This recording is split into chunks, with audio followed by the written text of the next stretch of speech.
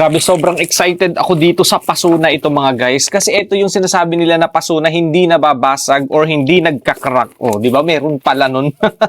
Tingnan nyo naman, oh. Ganito yung pasong hindi siya mababasag or hindi siya magkakrak, hindi siya masisira kahit mabagsak siya. Kahit itapon mo ng ganito, hindi siya magkakrak or hindi masisira. And makapal na din yan mga guys. Tsaka ang dami na. Tingnan nyo naman, oh.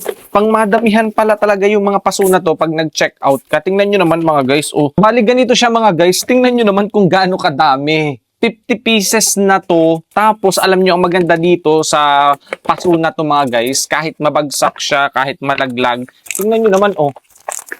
Ganito yung pasong hindi siya talaga kahit hindi siya mababasag or hindi siya magkakrak, hindi siya masisira kahit mabagsak siya, kahit itapon mo ng ganito, hindi siya magkakrak or hindi masisira. And makapal na din yan mga guys, matibay. Plus may butas na siya dito. So di ba hindi mo na kailangang butasan yan. Kaya tuwan-tuwa ako dito sa paso na so kasi mga guys, gagamitin ko talaga, bakasyon na ngayon, magtatanim na ulit ako. Pero ang tinatanim ko, mga hindi bulaklak, mga hindi halaman, yung mga gulay, like yung mga pechay, mustasa, talong, yan yung mga itatanim ko dito para talagang mapakinabangan namin sa kangkong yan kasi favorite natin. Di ba sobrang dami nito? Imagine, 50 pieces, alam nyo, sobrang mura ko lang nabili yung paso na to. Imagine, ganito na siya kadami and malaki na. So, meron nga palang mga sizes na pagpipilian kayo bukod dito. Mayroong 14 cm, merong 21 cm, 18, 16. Makakapili kayo kung gaano kalaki yung paso na gusto nyo.